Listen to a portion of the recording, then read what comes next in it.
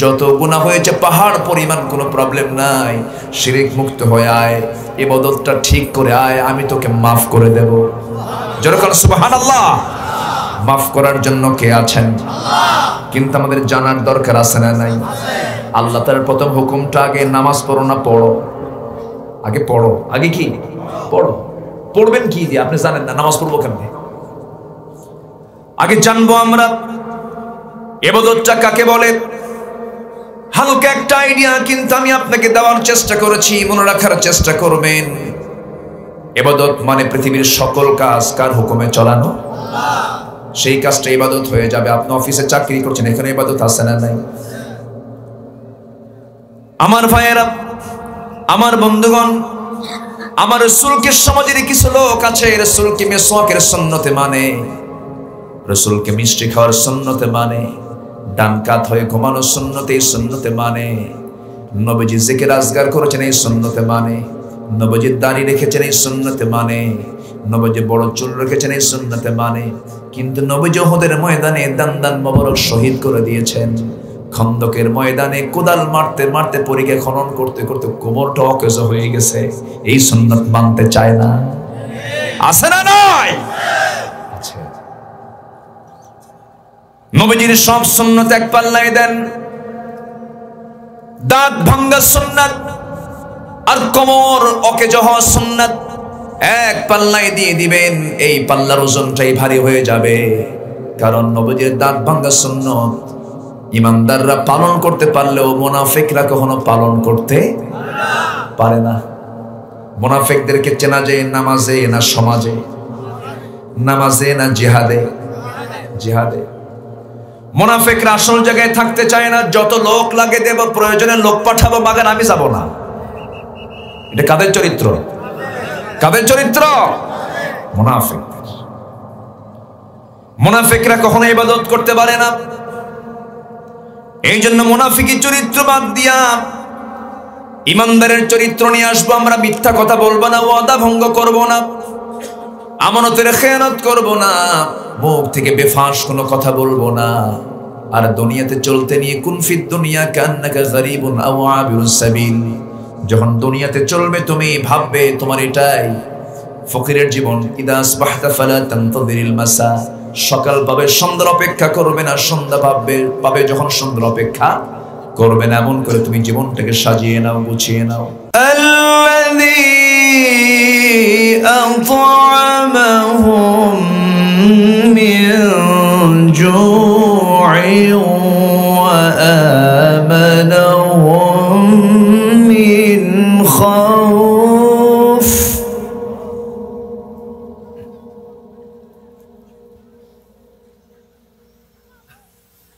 আল্লাহু আকবার। বিসমিল্লাহির রহমানির রহিম।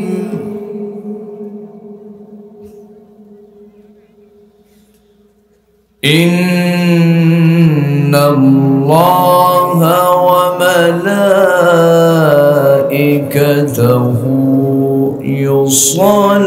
ইউসাল্লুনা আলান নবী।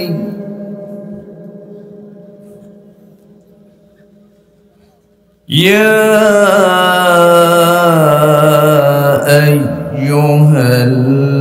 আইয়ুহাল্লাযীনা আমানু সাল্লু আলাইহি ওয়া সাল্লিমু তাসলিমা। আল্লাহুম্মা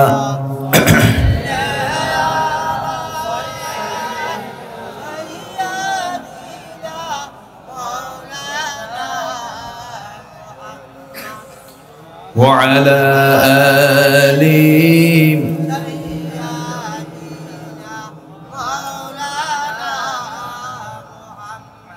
একটু মোহাব্বত দিয়ে নবীর প্রেমে মাতোয়ারা হয়ে জবান খুলে সবাই বলুন আল্লাহুম্মা।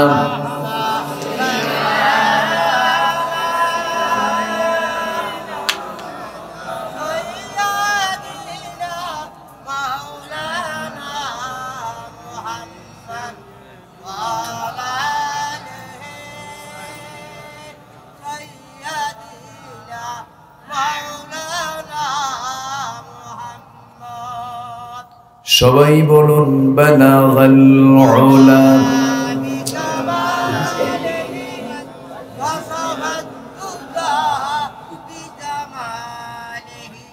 حسنت جميع خصاله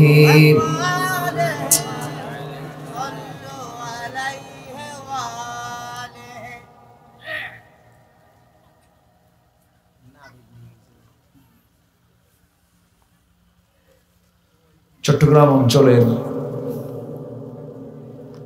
সীমান্তবর্তী জেলা কক্সবাজারের পেকো উপজেলার বারোপাকিয়া ফাঁসিয়াখালী রাহাতালি পাড়া ইসলামী বিপ্লবী মিথালি সংঘ মাহফিল ইন্তেজামি কমিটি কর্তৃক আয়োজিত আজকের এই মহৎ আয়োজনের সম্মানিত সুযোগ্য সভাপতি, এদেশের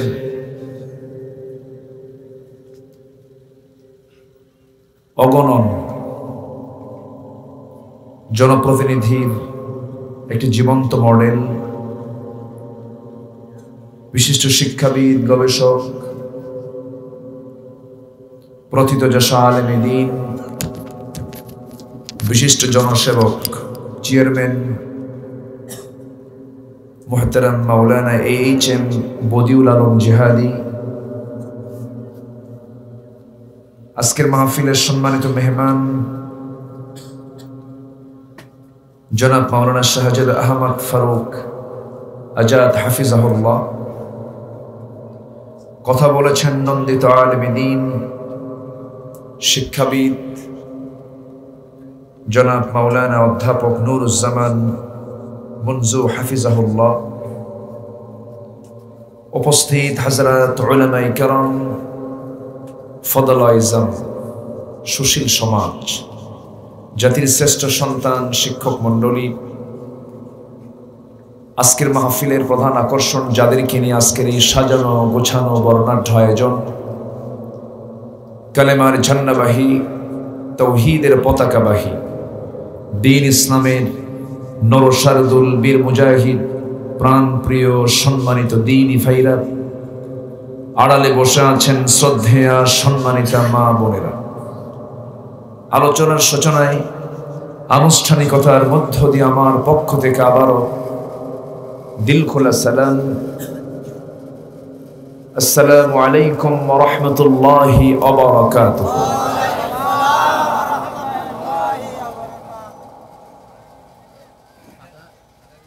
কিসের আওয়াজ? কেন? তো অপারেটরের মাথা গরম না মেশিনের মাথা গরম? থামান, বন্ধ করেন, ওটা আওয়াজ করবেন, আমি আওয়াজ করব।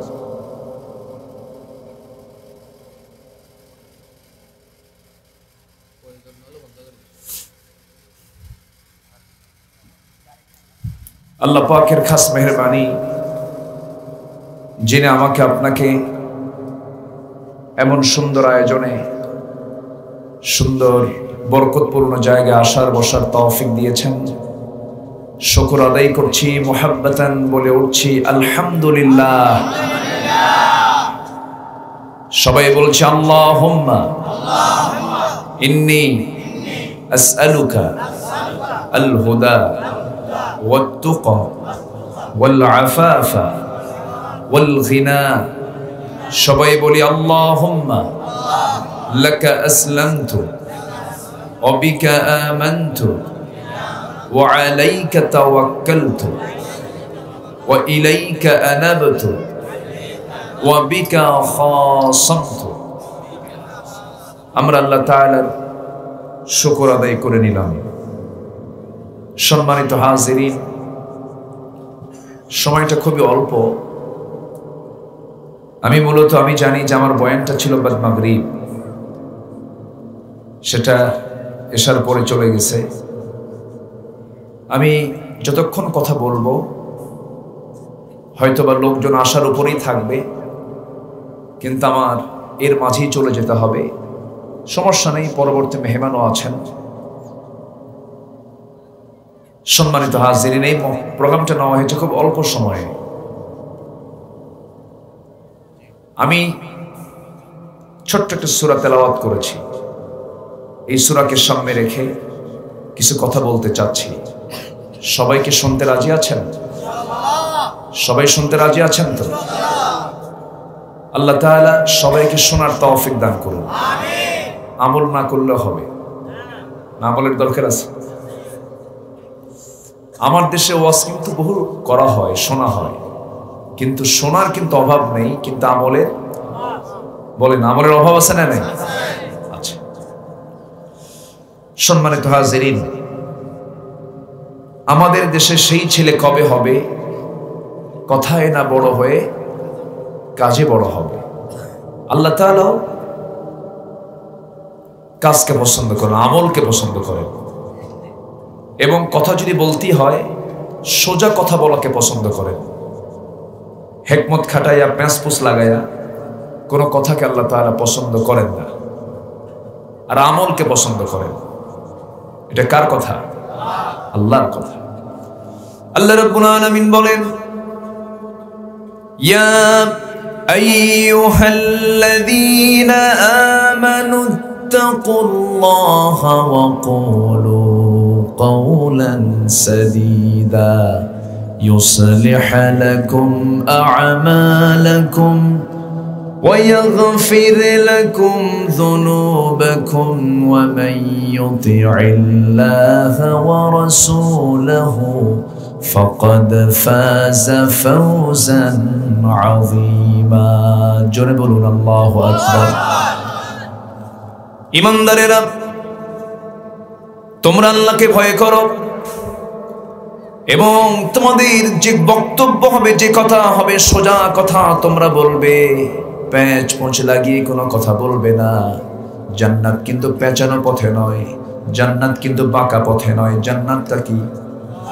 সিরাতাল মুস্তাকিম, সোজা কথা বলবে, ইনি বিনি কোনো কথা বলবে না। কথা যদি সোজা হয়ে যায়, يصلح لكم أعمالكم ويغفر لكم ذنوبكم ومن يطع الله ورسوله فقد فاز فوزا عظيما যদি সত্য কথা বলতেই পারো, তোমার জীবনের আমল করতে গিয়ে আমলের পাল্লায় যে সমস্ত আমলগুলো করতে গিয়ে গলত হয়েছে, ভুল হয়েছে, আল্লাহ তাআলা ইসলাহ করে দিবেন, সংশোধন করে দিবেন। শুধু তাই নয়, তোমার জীবনের সমস্ত গুনাহগুলোর সঙ্গে সঙ্গে মাফ করে দিবেন। তাহলে সোজা কথার পুরস্কার ক্ষমা এবং আল্লাহর পক্ষ থেকে বান্দার সকল ভুলকে সংশোধন করে দেওয়া। জোরে বলে সুবহানাল্লাহ। আমার ভাইয়েরা, আমল ছাড়া কোনো কিছুই কবুল হবে না। আল্লাহ তাআলা এক জায়গায় বলছেন, লিমা তাকুলুনা মা লা তাফআলুন কাবুরা মাকতান ইনদাল্লাহ। তুমি সেই কথা কেন বলতে যাও যা তুমি করো না? এটা আল্লাহর কাছে সবচাইতে বড় অপরাধ। এই জন্য যা বলবো তা করব, এটা হচ্ছে ইমানদারের কাজ। আর মুনাফিকদের কাজ হলো যা বলে তা করে না, আবার যা করে তা বলে না। আল্লাহু ইয়াশহাদু ইন্নাল মুনাফিকিনা লাকাযিবুন। আল্লাহ সাক্ষ্য দিচ্ছেন মুনাফিকরা সবচেয়ে বড় মিথ্যুক। মিথ্যার চরিত্র ইমানদারের না মুনাফিকের? মুনাফিকের। আমার ভাইয়েরা, এই দুনিয়া ছেড়ে আমি আপনি চলে যাব। এই দুনিয়াতে আমি কেন এসেছি, কি জন্য এসেছি, লক্ষ্যটা কি, আল্লাহ কেন দুনিয়াতে পাঠালেন? একটাই উদ্দেশ্য ছিল, সেটা হলো আমরা সবাই পারি কমন আয়াত, মুখের ভিতরে আমাদের সবার আয়াতটা লেগে আছে। সবাই বলুন, ওয়ামা খালাকাতুল জিন্না ওয়াল ইনসা ইল্লা লিয়াবুদুন। আমি জিন ইনসানকে সৃষ্টি করেছি আমার গোলামি করার জন্য। ইবাদত কার করার জন্য? আল্লাহর করার জন্য। কিন্তু প্রশ্ন হলো, ইবাদতটা কাকে বলে? ইবাদতের সঠিক সংজ্ঞাটা আমরা অনেকেই জানি না। আমার দেশে কিছু সিজনাল কিছু মুসল্লি আছে, সিজনাল কিছু মুসলমান আছে, রমজান মাসকে ইবাদতের মাস মনে করে, বাকি 11টা মাসকে তারা মনে করে এটা আমার মাস, আর একটা মাস রমজান আল্লাহর জন্য থুয়ে দিছি। এরকম আছে না নাই? 11 মাস আমার নিয়মে চলবো, একটা মাস আল্লাহর নিয়মে চলবো। 11 মাস দাড়ি মোস কেটে সফান সফা হয়ে যাব, রমজান মাসটা দাড়ি রাখবো।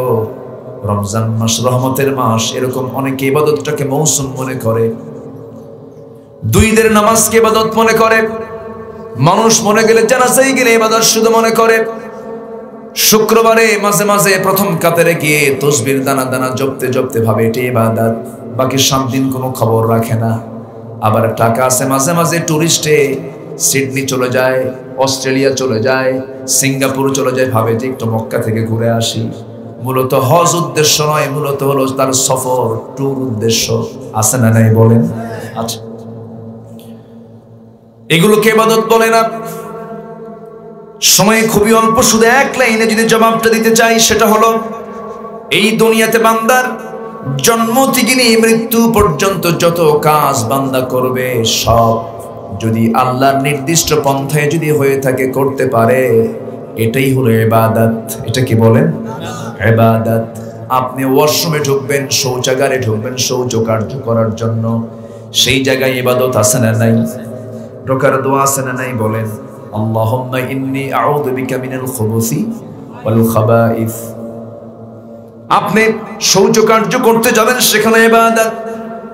আপনি নখ কাটবেন কেমনে, সেটা ইবাদত আছে। কোন নখটা রাসূল আগে কেটেছেন, কোন নখটা সবার শেষে কেটেছেন।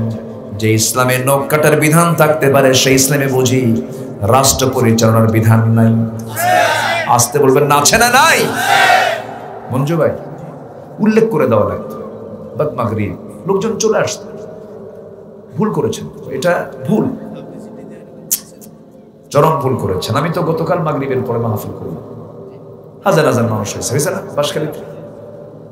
এটা ভুল করেছেন, অনেক আফসোস করে চলে যান। উল্লেখ করা লাগে যে অমুক সময় এমক মেহমান অমুক সময় উঠবে, এটা ক্লিয়ার থাকলে মানুষ তো এখন সময় সচেতন। আগে টাইমটা দেখে, টাইম। আল্লাহ তাআলা টাইমের নামে একটা সূরাই দিয়েছেন, সূরা আসর। আছে না নাই? সময়, কার ক্লাস কখন। আমার ভাইয়েরা,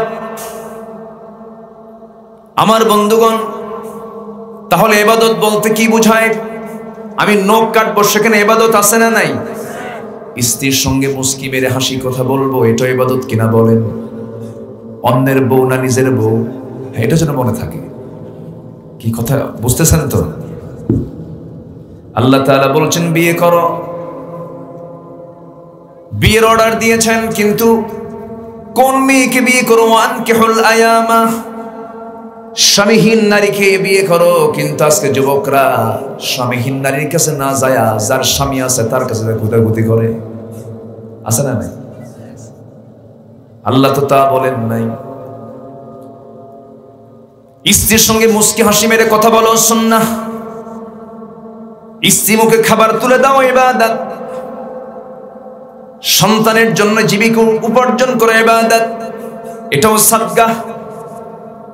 পৃথিবীর কোনো কাজ ইবাদতের বাইরে নাই, কিন্তু সেই পদ্ধতি হতে হবে কার পদ্ধতি?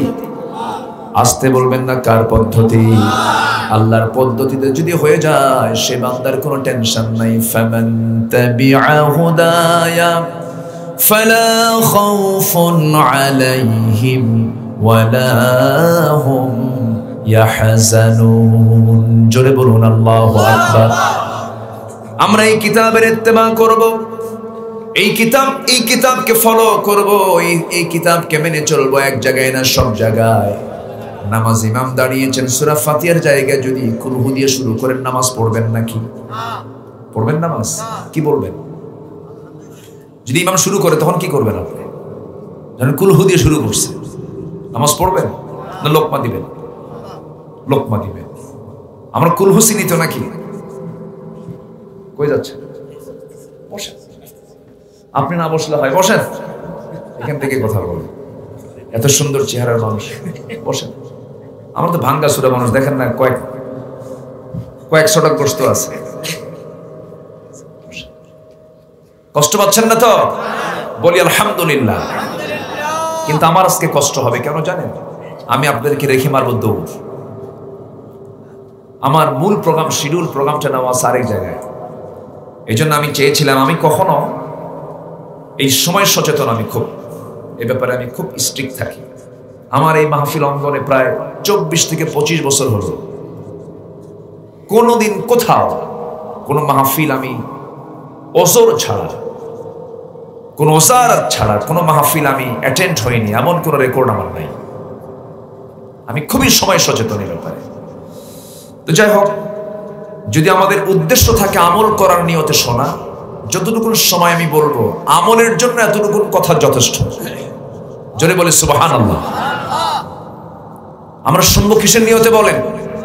আমলের নিয়তে। একটু কানটা লাগান। আমি বেশি নামে আজকে শুধু একটা বিষয়ে কথা বলে আমি শেষ করে দেব। আর যুবকদেরকে নিয়ে একটু কথা বলা দরকার। আজকে সবচেয়ে সমাজে ঘুণে ধরেছে কোন সমাজকে? যুব সমাজকে।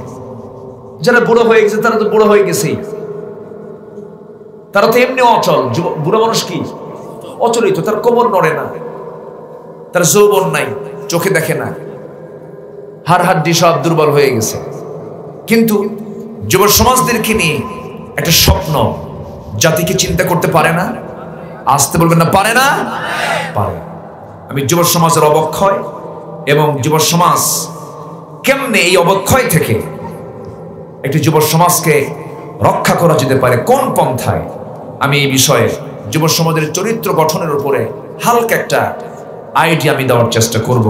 জোরে বলি ইনশাআল্লাহ। আল্লাহ তাআলা বলছেন, দেখেন আমরা এখানে যারা বসে আছি, আমাদের মৌলিক চাহিদা এই দুনিয়ার জিন্দেগিতে অন্ন, বস্ত্র, শিক্ষা, বাসস্থান, চিকিৎসা, এই তো নাকি? এই অন্ন, বস্ত্র, শিক্ষা, বাসস্থান, চিকিৎসার জন্যই তো এই দেশের মানুষ গিয়ে পড়ে থাকে America, Dubai, Singapore, Germany, France, গোটা দুনিয়াতে এই দেশের প্রবাসী আছে না নাই? আছে না নাই? অন্ন, বস্ত্র, শিক্ষা, বাসস্থান, চিকিৎসা, এই মৌলিক চাহিদার জন্য কিন্তু গোটা পৃথিবীর সকল নেতারাও কিন্তু কোনো বক্তব্য দিতে গেলেই বলে অন্ন, বস্ত্র, শিক্ষা, বাসস্থান, চিকিৎসার নিশ্চয়তা আমার দল দিতে পারে। আমাকে ম্যান্ডেট দেন, আমাকে নির্বাচিত করেন, এই নিরাপত্তাগুলো আমরা দেব। এই জাতীয় বক্তব্য কি আমাদের কানে আসে নাই? আসছে। কিন্তু আল্লাহ তাআলা বলছেন, শোনো, পৃথিবীর কেউ এই সমস্ত মৌলিক চাহিদার গ্যারান্টি দিতে পারবে না। আমি তোমার চোখ বানিয়েছি, আমি তোমার কান বানিয়েছি, আমি তোমার বডি বানিয়েছি, মাথা থেকে পা পর্যন্ত, টোটাল মাথার চুল থেকে পার গোড়ালি পর্যন্ত সব কার অবদান? আসতে বলবেন না কার অবদান? সে আল্লাহ বলছেন, বেশি কিছু লাগবে না, মাত্র একটা কাজ করবা, আমি তোমার মৌলিক চাহিদাগুলো পূরণ করে দেব। জোরে বলি সুবহানাল্লাহ। সূরা কুরাইশ, সূরা কুরাইশ কার বংশের নাম? বলেন। আমার নবীর বংশের নাম কুরাইশ। এর চেয়ে বড় কোনো বংশ আছে? না, শ্রেষ্ঠ বংশ, আল্লাহ সম্মান দিয়েছেন। কিন্তু এই বংশের লোক কি জাহান্নামী নাই? আসতে বলে আছে না নাই? শ্রেষ্ঠ বংশ হলে কি লাভ আছে? একই বংশের মানুষ রাসূল, একই বংশের মানুষ আবার আবুল আহাব। আবুল আহাব কোন বংশ? আসতে বলে কোন বংশ? আবুল আহাবের নামে কি নাজিল হলো? تبت يدا أبي لهب وتب ما أغنى عنه ماله وما كسب سيصلى نارا ذات لهب وامرأته حمالة الحطب في جيدها حبل من مسد। ধ্বংস আবুল আহাবের হস্তদ্বয়, যা সে কামাই করেছে তাও ধ্বংস হয়ে যাক।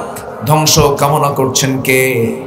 কেন? কি জন্য? এর কারণ হলো আবুল আহাব তাওহীদকে ধরেছে না তাগুতকে ধরেছে? সমস্ত নবীদের দাওয়াত ছিল তাগুতের বিরুদ্ধে। ওয়ালাকাদ বা'আসনা ফি কুল্লি উম্মাতির রাসূলান আন ই'বুদুল্লাহা ওয়াজতানিবুত الطاغوت সমস্ত পয়গম্বররা এই দুনিয়াতে এসেছেন আল্লাহর ইবাদত তোমরা করবে দাওয়াত দেওয়ার জন্য আনি আবুদুল্লাহ ওয়াজতানিবুত তাগুত তোমরা তাগুতকে পরিহার করে চলবে মিশনে ছিল সমস্ত পয়গম্বরের সকল পয়গম্বরের মূল দাওয়াত ছিল দুই রকম না এক রকম আসতে বলবেন না দুই রকম না এক রকম আদমের দাওয়াত আর আমার নবীর দাওয়াতের মধ্যে কোনো তফাৎ ছিল নাকি আসতে বল তফাৎ ছিল সব নবীর দাওয়াত এক রকম দাওয়াতের কোনো ভিন্নতা ছিল না সবাই একই দাওয়াত দিয়েছেন কারো গোলামি করা যাবে না ইয়া আইয়ুহান নাসু উবুদু রাব্বাকুমুল্লাযী খালাকাকুম ওয়াল্লাযীনা মিন ক্বাবলিকুম লাআল্লাকুম তাত্তাকুন জোরে বলুন আল্লাহু আকবার হে মানব মণ্ডলী তোমরা সেই মহান রবের গোলামি করো যিনি তোমাদের সৃষ্টি করেছেন তোমাদের আগের সকল মানুষগুলোকে সৃষ্টি করেছেন আল্লাহ বলছেন শোনো তোমার এই মৌলিক চাহিদাগুলো আমি আল্লাহ পূরণ করব শর্ত হলো একটা কাজ তুমি করবে সেই কাজটা হলো যারা পারেন ঠোঁট মিলিয়ে বলুন ইলাফিহিম রিহলাতাশ শিতাই ওয়াস সাইফ ফালইয়াবুদু রাব্ব হাযাল বাইতিল্লাযী أطعمهم من جوع وآمنهم من خوف جربون الله أكبر তুমি একটা মাত্র কাজ করবে আমি তোমাকে ক্ষুধা অবস্থায় রাখবো না খাদ্য দিয়ে দেব তোমাকে ভীতির মধ্যে রাখবো না ওয়ামানাহুম মিন খাউফ তোমাকে আমি নিরাপত্তা দিয়ে দেব আসল নিরাপত্তা কার কাছে পাওয়া যাবে আসতে বলবেন না কার কাছে পাওয়া যাবে আসল খাদ্য আমরা কার কাছে পাবো আল্লাহর কাছে পাবো সে আল্লাহ বলছেন বান্দারে তুমি আমার গোলামি করো ফালইয়াবুদু রাব্ব হাযাল বাইত এই রবের যিনি মালিক এই ঘরের যিনি রব এই ঘর আয় কাবাতুল মুশাররাফা কাবার যিনি মালিক এই কাবার মালিক যিনি সেই কাবার মালিকের তুমি ইবাদত করবে এই ইবাদতটা যদি ঠিক থেকে যায় শিরক মুক্ত হয় বিদআত মুক্ত হয় আল্লাহ তাআলা তোমার সকল নিরাপত্তা সকল কিছু নিশ্চিত করে দিবেন জোরে বলি সুবহানাল্লাহ দুনিয়ার জিন্দেগীর সকল চাহিদা তো পূরণ হবে ইবাদতের পরিপূর্ণতা যদি কোনো বান্দার জীবনে থেকে যায় মহান রব্বুল আলামিন বলছেন ইন্নাল্লাযীনা আমানু ওয়া আমিলুস সালিহাতি কানাত লাহুম জান্নাতুল ফিরদাউসি নুজুলা খালিদিনা ফিহা লা ইয়াবগুনা আনহা হিওয়ালা জোরে বলুন আল্লাহু আকবার ঈমান যারা আনবে আমলে সালেহ যারা করবে আমি আল্লাহ তাদেরকে এক নাম্বার জান্নাত দিয়ে দেব জান্নাত মোট কয়টা বলেন জান্নাত মোট কয়টা বলুন আটটা জান্নাত কয়টা বলেন আটটা জান্নাত এক নাম্বার জান্নাতের নাম কি জান্নাতুল ফিরদাউস এক নাম্বার জান্নাত পেতে হলে দুইটা আমলের কথা এখানে এসেছে সূরা মুমিনুনের 7টা আমলের কথা এসেছে জান্নাতের ঠিকানাগুলো জানা দরকার জান্নাতের দাগ নাম্বারগুলো জানা দরকার জান্নাতের কাজগুলো জানা দরকার 60-70 বছর অনেক মুরব্বির হয়ে গেছে দাগ নাম্বার চিনেন দুনিয়ার জমিন সিএস নাম্বার বুঝেন জমিনে মামলা করেন কোর্টে গিয়া আছে না কিন্তু চাচাকে যখন বলা হয় চাচা কোরআন পড়তে পারেন নাকি না বাবা মুখে আসে না কিন্তু যদি বলা হয় চাচা পেকুয়া পৌরসভা ওই চৌমুহনীর মোড়ে যে একটা জায়গা আছে তার দাগ নাম্বার কত 83 নাম্বার টনটনা উত্তর আছে না ওই উত্তর ঠিকই পারেন আবার কোর্টের বারান্দা দিয়ে ঘুরি চাচা আপনি কোর্টের বারান্দায় কেন বাবা ফাইল নিয়ে আসছি কাগজপত্র নিয়ে আসছি মামলা চলতেছে উকিল বোঝে না একটু বোঝাতে আসছে উকিলকে উল্টা বুঝায় চাচা দাগ নাম্বার বোঝেন চাচা কিন্তু কোরআনের আয়াত নাম্বার বোঝেন না জান্নাতেরও দাগ নাম্বার আছে না নাই আসতে বলবেন না আছে না নাই আমরা শিখবো কোরআন সবার আগে জোরে বলি ইনশাআল্লাহ জোরে বলি ইনশাআল্লাহ শিখবো না ইবাদত করতে পারবো না জানবো না আমি আল্লাহর সন্তুষ্টি হাসিল করতে পারবো না সোজা কথা অজ্ঞ মূর্খের জন্য জান্নাত নেই কামিল পাস মাস্টার্স পাস শর্ত না হালাল হারামের জ্ঞান প্রত্যেকের জন্য জানার দরকার আছে না নাই জানতে হবে কিন্তু এই জাতি যেন না জানে ষড়যন্ত্র আগের থেকে আছে। দেখেন না, আমাদের বাপ দাদা নাকি আগে বানর ছিল। কি শিক্ষা দিচ্ছে দেখেন। বানরের বংশধরদের কাছ থেকে আমাদের শিক্ষা নেওয়ার কিছু নাই তো। ওদের পূর্বপুরুষ বানর হতে পারে, কিন্তু আমাদের বাবা হচ্ছে না আদম। আল্লাহু আকবার বলেন। আমাদের বাবা কে? আমরা নবীর সন্তান। আমরা কার সন্তান? নবীর সন্তান। অনেক সময় অনেক পীর সাহেবের ছেলেরা একটু গর্ব করে বলে, আমি তো পীর জাদা, ভাবভুক নেই। কিন্তু ওয়ালাকাদ কাররামনা বানি আদম, আল্লাহ তাআলা বলেছেন আমি প্রত্যেক বনি আদম সন্তানকে আমি সম্মান দিয়েছি। আমার নবী ইহুদির লাশ দেখে দাঁড়ায় গেছেন। ইহুদির লাশ যাচ্ছে, দাঁড়ায় গেছেন। সাহাবীরা বলেন, হুজুর আপনি দাঁড়ায় গেছেন কেন? অতি ইহুদি। কি ইহুদি হয়েছে? কি হয়েছে? আদম সন্তান। আল্লাহু আকবার বলেন। বাপ একটু পীর ছিল, ছেলে একটু পীর হয়েছে, পীর জাদা। ওরে বাপ, নবীর ছেলে কাফের নাই? আজ থেকে নবীর ছেলে কাফের আছে না নাই? আবার নবীর বাপ কাফের নাই? তো সব পীরের ছেলে পীর হবে, দুই একটা হারামজাদা নাই? রাগ করতেছেন নাকি আপনারা? একদিন আমার পাশে এরকম বসা, খুব প্রাউড, খুব অহংকার করছেন, নাম না বলি। তো উনি বলতেছে আমি পীরজাদা অমক। আমি বললাম তো আপনি পীরজাদা, আমি তো নবীজাদা। কি কথা কি বুঝতেছেন? আমি কইছি আমি তো নবীজাদা, আপনি পীরের ছেলে আর আমি হলাম নবীর সন্তান। আমার বাপ আদম, আমি আদম সন্তান। আমাদের দাম কি কম নাকি? আমাদের দাম কে দিয়েছেন? আল্লাহ দিয়েছেন। কিন্তু এই সম্মানকে টিকে রাখতে হবে। এই সম্মান মর্যাদা টিকে রাখার জন্য ইবাদতের সঠিক অর্থ বুঝে নিয়া, আমার জীবনের ব্যক্তিগত জীবন থেকে শুরু করে নিয়া মৃত্যুর দিন পর্যন্ত যত কাজ আসবে, সমস্ত কাজের আগে দেখতে হবে কি বলেন কোরআন দিয়ে আমাকে দেখে দেখে বলতে হবে আমার এই কাজ করা জায়েজ না না জায়েজ, এটা খাওয়া জায়েজ না না জায়েজ, এটা হালাল না হারাম, এটা আমার জন্য কতটুকু আল্লাহর শরীয়ত সম্মত। এইরকম করে যদি কোনো বান্দার সামনের দিকে কদম ফেলে, আল্লাহ তাআলা বলছেন বান্দা আমি তোকে জান্নাত দিয়ে দেব, নেক আমল করবি, ভালো করে ঈমান আনবি এবং শিরিকের কাছেও যাবি না, বেদাতের কাছেও যাবি না, কোনো সমস্যা নাই, তোর যত গুনাহ আছে সব গুনাহ আমি মাফ করে দেব। আল্লাহ তুশরিক বি শাইআন, শিরিক মুক্ত হয়ে আসো, আনানাস সামা বিকরাবিল আরদিল খাতায়া, কোনো প্রবলেম নাই। যত গুনাহ হয়েছে পাহাড় পরিমাণ, কোনো প্রবলেম নাই। শিরিক মুক্ত হয়ে আয়, ইবাদতটা ঠিক করে আয়, আমি তোকে মাফ করে দেব। যেরকম সুবহানাল্লাহ। মাফ করার জন্য কে আছেন? কিন্তু আমাদের জানার দরকার আছে না নাই? আল্লাহ তার প্রথম হুকুমটা আগে নামাজ পড়ো না পড়ো, আগে পড়ো। আগে কি পড়ো? পড়বেন কি দিয়ে আপনি জানেন না, নামাজ পড়বো কেমনে? আগে জানবো আমরা ইবাদতটা কাকে বলে। হালকা একটা আইডিয়া কিন্তু আমি আপনাকে দেওয়ার চেষ্টা করেছি, মনে রাখার চেষ্টা করবেন। ইবাদত মানে পৃথিবীর সকল কাজ কার হুকুমে চালানো, সেই কাজটা ইবাদত হয়ে যাবে। আপনি অফিসে চাকরি করছেন, এখানে ইবাদত আছে না নাই?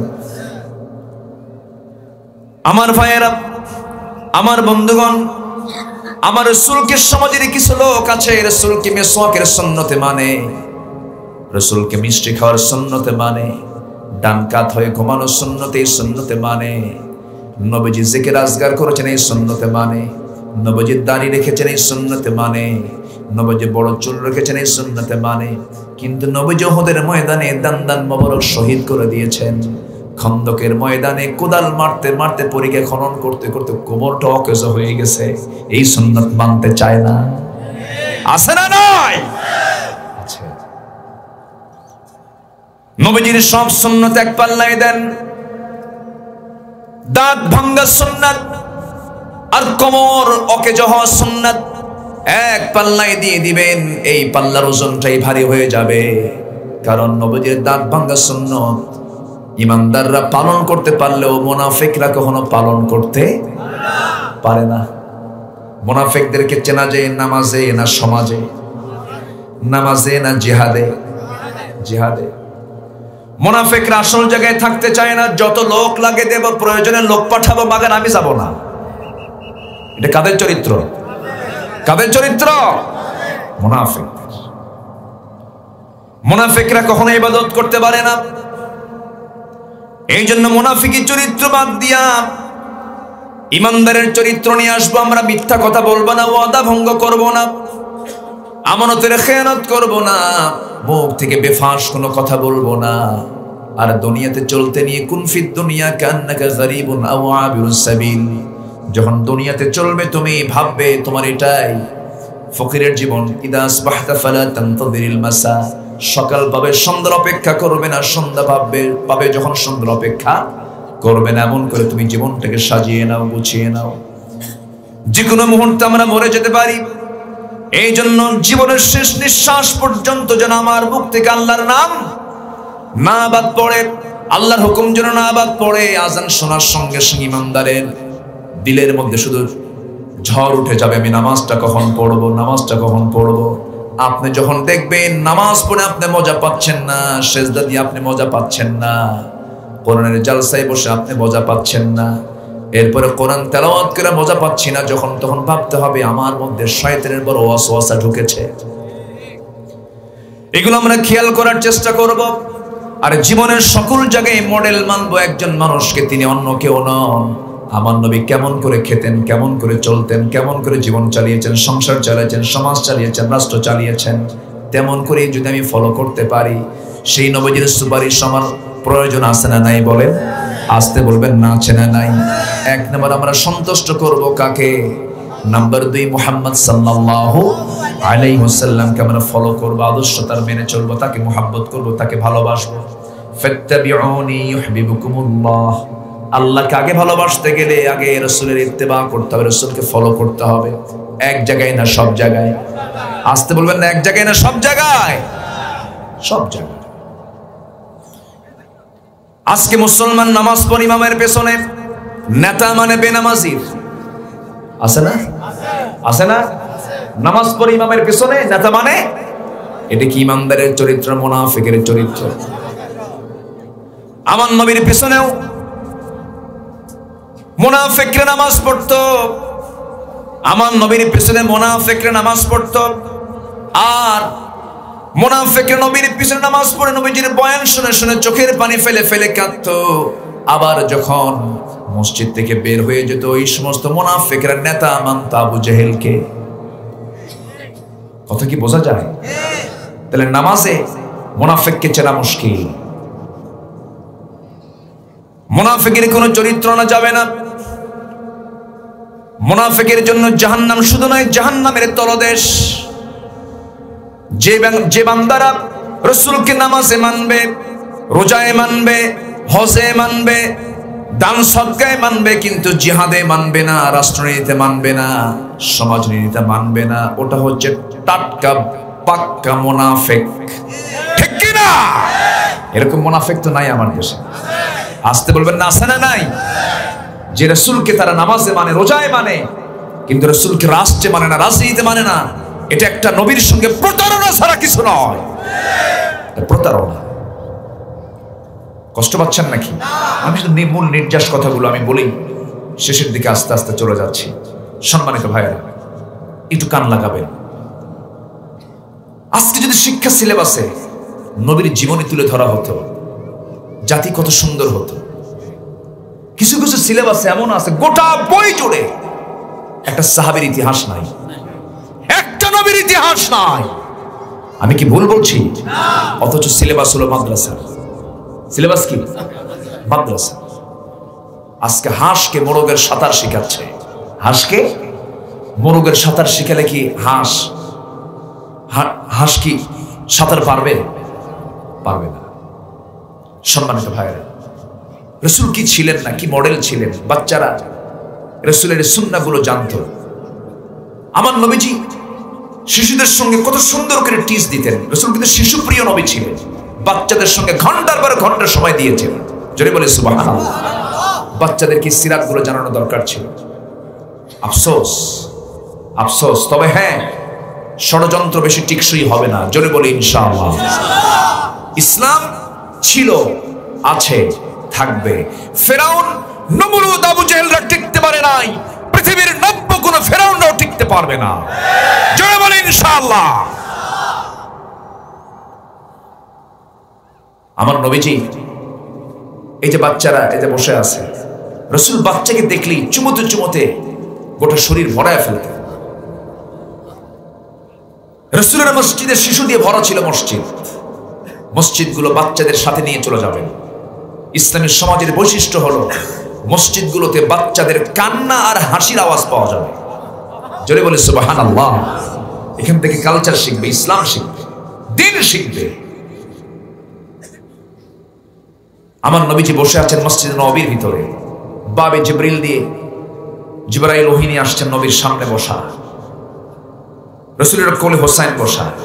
রাসূল বলছেন, না না, আমার সামনে কে এসে বসলো, তুমি তাকে চিনো? না না, এই লোকটা মাঝে মাঝে আপনার কাছে আসে, কিন্তু মতলব তো ভালো মনে হয় না। কেন? কি লোকটা মাঝে মাঝে আপনার কাছে আসে, চেহারা সুন্দর চেহারা, কিন্তু সবাই আসে খেজুর, খরমা, দুধ, উটের গোশত এগুলো নিয়ে আসে, সুফার সদস্যরা তাদের উপকার হয়, কিন্তু এই লোকটা মাঝে মাঝে আসে খালি হাতে আসে, একটু কৃপণ সাইজের সাহাবী। বাচ্চারা মেহমানের হাতের দিকে তাকায় থাকে। কিসের দিকে তাকায় থাকে? হাতের দিকে, যে মেহমান হাতে কি করে নিয়ে আসলো, কোনো সদাই পাতি আছে কিনা। আমার নবীজি মুস্কি মুস্কি হাসি মেরে চোখের ভাষায় জবাব দিচ্ছেন, জিবরাইল, নাতি তো আমারই সারে না, আপনারা যে কি করবে আল্লাহই জানে। আল্লাহ বলছেন, জিবরাইল পকেটে হাত দিয়ে দেখো, জান্নাতের আঙ্গুরের ছড়া তোমার পকেটের মধ্যে ঢুকানো হয়েছে। আঙ্গুরের ছড়াটা বের করলেন, নবীর সামনে ঝুলায় রাখলেন। রাসূল বলছেন, আমার হোসাইন কে বলেছে তোমার কৃপণ সাহাবী, দেখো তো তোমার জন্য টসটস আঙ্গুর এনেছে। এবার হোসেন বলছে, না না, এতক্ষণ ভাবছিলাম সাধারণ কৃপণ, এখন দেখি মারাত্মক কৃপণ। কেন? পকেট আঙ্গুর থুই আঙ্গুর বের করে না। আল্লাহু আকবার বলবেন। আমার নবীজি মজা করতেন। নবীজি সিজদায় পড়ে আছেন, হোসেনকে নবীর ঘাড়ের উপরে বসে আছেন। আমার নবীজি সিজদা থেকে মাথা ওঠান না, 49 বার তিনি তাসবিহ পড়েছেন। সালাম ফেরার পরে বলছে, হোসেন, আরো তুমি যদি সময় আমার ঘাড়ের উপরে বসে থাকতে, আমার তাসবিহর পরিমাণটা বেশি হয়ে যেত। আর এখনকার নানারা কি করে? চোখ এইরকম বড় করে, এইরকম বড় চোখ বানায়, ভয়ে থরথর করে নাতি কাঁপে, আর মনে মনে কয়, বুড়া মরবি কোনদিন, কুলখানি খাবি। বুঝেন না? আমার নবীর মডেল কি ছিল না, সবই তিনি ছিলেন। আমার নবীজি মসজিদে নববীর মধ্যে সাহাবায়ে কেরামকে নিয়ে কথা বলছেন। হোসেন নবীর সঙ্গে দেখা করবেন, দরজায় হাজির। এক সাহাবী দাঁড়ায় বলছে, হোসেন তুমি কোথায় যাবে? নানার সঙ্গে দেখা করতে যাব। না, এখন যাওয়া যাবে না, গুরুত্বপূর্ণ কাজে রাসূল ব্যস্ত আছেন। চোখ এরকম বড় বানায় বলতেছে, তোমরা যে নবীর কথা বসে বসে শোনো, সে নবীর চাইতে আমি হোসেন 1000 গুণে বড়। রাস্তা ছাড়। সুবহানাল্লাহ। ছোট্ট মানুষ। সাহাবী আশ্চর্য হয়ে ভাবতেছে, যেমন বাপ তেমন ছেলে, কোন গ্রামার যে খাটাইছে আল্লাহই জানে। রাস্তা ক্লিয়ার করে নিয়েছেন, ভিতরে চলে আসছেন। লম্বা কথা ছিল, শর্ট করে বলছি। নবীর সামনে দাঁড়ায় আছেন, মুখটা গম্ভীর হওয়া। নবীর চেহারার সঙ্গে হোসেনের চেহারার মিল ছিল। যেরকম সুবহানাল্লাহ। আমার নবীজি বলছেন, না না, মনটা খারাপ কেন? কি হয়েছে? তোমাকে কে রাগ দিয়ে দিল, কে রাগ উঠায় দিল? না না, আমার কি কোনো মান সম্মান নাই? আমার কি কোনো মর্যাদা নাই? আমি কি তোমার সঙ্গে দেখা করতে পারি না? কেন? না না, কি হয়েছে? না না, দরজা আমার আটকায় দেয়। আমার কি কোনোই দাম নাই? না না, দাম তো অবশ্যই আছে। তবে না না, আমি তোমাকে আজকে একটা কথা বুঝাই দেব, কেউ যেন আর আমার সঙ্গে বেয়াদবি না করে। আমি তোমার চাইতে 1000 গুণে বড়। রাসূল বলছেন, না না, তুমি আমার চাইতে কেমন করে বড়, একটু বুঝায় বলো। না না, বোঝাতে গেলে একটু সময় লাগবে। তোমাকে 3টা অনলি প্রশ্ন করব। করো মামা, কি করো না না, কি প্রশ্ন করো? এবার বলছে, না না, আমি তোমাকে প্রশ্ন করব, শর্ত হলো সমস্ত সাহাবীকে ডাকো। সাহাবায়ে কেরামকে ডাকা হলো মসজিদে নববীর ভিতরে। এবার বলছে, না না, তুমি বলো তো আমার সবচেয়ে বসার প্রিয় জায়গা কোনটা? রাসূল বলছেন, আমার বুক। নবীজি শুয়ে পড়লেন, বুকের উপরে বসলেন। বসে রাসূলের বুকের উপরে হাত থাপড়ায় বলছে, না না, বলো তো, সবাইকে সাক্ষী রেখে প্রশ্ন করব, তোমার বাপের নামটা কি? আব্দুল্লাহ। বাড়ি তার কোথায়? মক্কায়। কোন বংশ? কুরাইশ। আর কি কিছু আছে নাকি? না না না, তুমি কি জানো আমার বাবার পরিচয়টা কি? আমার বাবার পরিচয়টা কি? আমার বাবা হলেন আসাদুল্লাহিল গালিব। দুনিয়ার সমস্ত কাফের বেঈমানদের জন্য যাকে আসাদ করে পাঠানো হয়েছে আমার গর্বিত পিতা আলী। আমার পিতা আলীকে এক পাল্লায় দেন, আপনার বাপ আব্দুল্লাহকে এক পাল্লায় দেন, আল্লাহর কসম আমার বাবার ওজনটাই ভারী হবে। এবার বলছেন নানা আপনি বলুন তো নানা আপনার মার নামটা কি আমেনা, বাড়ি তার কোথায়? মদিনায়। আর কি আছে? আর তেমন কিছু নাই। ও নানা তোমার তো অবশ্যই জানা আছে নানা আমার মার পরিচয়টা কি? আমার মা হলো তোমার দেহ, তোমার দেহের টুকরা, আদরের দুলালি, খাতুনে জান্নাত, দুনিয়ার সমস্ত মুমিনা নারীদের সর্দারিনী খাতুনে জান্নাত মা ফাতিমাকে এক পাল্লাই দেন, আপনার মা আমেনাকে এক পাল্লাই দেন। আল্লাহর কসম করে বলি আমার মার ওজনটাই বেশি ভারী হয়ে যাবে। ও নানা বলো তো কে বড়? আমার নবীজি মুস্কি মুস্কি হাসি দেন। সন্তানের এমন বিচক্ষণমূলক কথাগুলো শুনে, বুদ্ধিদীপ্ত কথাগুলো শুনে আমার নবীজি চোখের পানি আটকাতে পারছেন না। এবার বলছেন নানা আর কি প্রশ্ন বলবে বলো। এবার বলছেন নানা আপনি বলুন তো আপনার নানার নামটা কি? আমার নবীজি কাঁদতে কাঁদতে বলছেন আমার নানার নাম হলো ওয়াহাব জোহরি, বাড়ি তার কোথায়? মদিনায়। কি করতেন? একজন ব্যবসায়ী ছিলেন। ও নানা আপনার নানার পরিচয়টা এক বাক্যে শেষ হয়ে গেছে, কিন্তু নানা আপনি তো নিশ্চয়ই জানেন আমার নানার পরিচয়টা কি? আমার আল্লাহ তার পরিচয় দিয়েছেন আলহামদুলিল্লাহি রাব্বিল আলামিন। আর সে আল্লাহ আমার নানার পরিচয় দিয়েছেন ওমা আরসালনাকা ইল্লা রাহমাতাল লিল আলামিন। আখির জামানার পয়গম্বর, সর্বকালের সর্বযুগের সর্বশ্রেষ্ঠ মানুষ জনাবে মুহাম্মদুর রাসূলুল্লাহ সাল্লাল্লাহু আলাইহি সাল্লাম নবীর বুকটা থাপড়ায় থাপড়ায় বলছো নানা আমার নানা এক পাল্লায়, তোমার নানা এক পাল্লায়, আমার নানার ওজনটাই বেশি। আমার নবীজি কাঁদতে কাঁদতে বলছেন নানা রে, ও নানা আজকে আমি নবী হওয়ার পরও যুক্তির দিক থেকে তোর কাছে আমি হেরে গেলাম। আমার ভাইয়ের ইসলাম কত সুন্দর। সন্তানদেরকে দিন শেখাবো, স্নেহ শিখাবো, শ্রদ্ধা শিখাবো, কোরআন শিখাবো। কিসের কেজি স্কুল, এতগুলো ব্যাগ, এতগুলো বই সব পিঠে নিয়ে চলে যায় সকালবেলা। না না এত বইয়ের দরকার নাই। সন্তানের সিনাগে কোরআনটা তুলে দেন, কোরআন আপনার সন্তানকে গাইড করবে। জোরে বলি সুবহানাল্লাহ, আরো জোরে বলি সুবহানাল্লাহ। কোরআনটা এমন একটি কিতাবের নাম, ডাক্তার তথ্য পাবে, আইনজীবী আইন পাবে, চিকিৎসক চিকিৎসা পাবে, গবেষক গবেষণা পাবে, লেখক লেখা পাবে, কবি কবিতা পাবে, সাহিত্যিক সাহিত্য পাবে, রাষ্ট্রপতি রাষ্ট্রের নীতি পাবে, বিচারপতি বিচার পাবে, শিক্ষার্থী শিক্ষা পাবে। কি চান আপনি? এর ভিতরে সবই আছে। 10-এর মধ্যে 1-এর মধ্যে 10 সবগুলোর মধ্যে আছে, কিন্তু এই কিতাব ছাড়া পৃথিবীর সব কিতাবের মধ্যে সবকিছু নাই। এই জন্য আমরা সবাইকে সন্তানদেরকে শিখাবো, অন্য কিছু নয়। যুবকরা তোমাদেরকেও বলবো আমি, সকল শিক্ষার পাশাপাশি সবার আগে কোরআনটা আগে শিখো। আল্লাহ কবুল করুন, আল্লাহ কবুল করুন। যুবকরা আজকের মাহফিলে বেশি, যুবকদেরকে বলবো মেহেরবানি করে 1 নাম্বার কাজ করবে তুমি, তোমার রিজিকটা বেড়ে যাবে। 1 নাম্বার হলো তুমি আল্লাহকে ভয় করবে। কাকে ভয় করবে? আল্লাহকে ভয় করবে। নাম্বার 2 সময় সুযোগ হলে পরে বিয়েটা করে নিবা, জেনার কাজে যাবা না, মদের কোনো কারবার করবা, কোন নেশার কাজে যাবা না। নাম্বার 3 আব্বা আম্মার খেদমত করবা, আব্বা আম্মার সঙ্গে সুন্দর আচরণ করবে। এই 3টি কাজ যদি করতে পারো, আমি তোমাকে আজকে কসম করে গেলাম, আল্লাহর কসম করে যাচ্ছি, আল্লাহ তাআলা তোমার যে রিজিকটা রেখেছিলেন তার চেয়ে ডাবল ডাবল রিজিক আল্লাহ তাআলা তোমার বাড়ায়া দিবেন। জোরে বলি সুবহানাল্লাহ। আল্লাহ কবুল করুন, আল্লাহ কবুল করুন। সম্মানিত হাজিরিন, লোকজন তো আসতেছে কেবল, তাই না? লোকজন কেবল আসতেছে। আমার পরবর্তী যিনি মেহমান তিনিও এসেছেন, তিনি আলোচনা করবেন। আমার বয়ান আছে হচ্ছে সেকেন্ড বয়ান, যেটা আমি অনেক আগে, বছরখানেক আগে আমি এটার দাওয়াতটা নিয়েছি। সেখানে আমার বয়ান হলো 8:30টায়। অলরেডি এখানে কত 9:15 বেজে গেছে। বাঁশখালীতে আমাকে যেতে হচ্ছে। এজন্য আমি আজকে যতটুকু হয়েছে, আল্লাহ তাআলা আমাদেরকে যেন এই বিষয়গুলো আমল করার তৌফিক দান করেন। আজকের থেকে আমরা একটা সিদ্ধান্ত নেব, জীবনে 5 ওয়াক্ত নামাজ ছাড়বো না। কার একটু হাত তুলে দেখেন তো দেখি। জোরে বলি ইয়া আল্লাহ, আর জোরে বলি ইয়া আল্লাহ। আমাদেরকে 5 ওয়াক্ত সালাত আদায় করা তৌফিক তুমি আল্লাহ দিয়া দাও। জোরে বলি আমিন, আরো জোরে আমিন। আমি আশাবাদ কামনা করে আমি আমার কথাটাকে না বাড়িয়ে আমি এখানে শেষ করছি। সুবহানাকাল্লাহুম্মা ওয়া বিহামদিকা আশহাদু আল লা ইলাহা ইল্লা আনতা আস্তাগফিরুকা ওয়া আতুবু ইলাইক। আজকের মাহফিলের সম্মানিত সভাপতি মহোদয় 2 জন আছেন।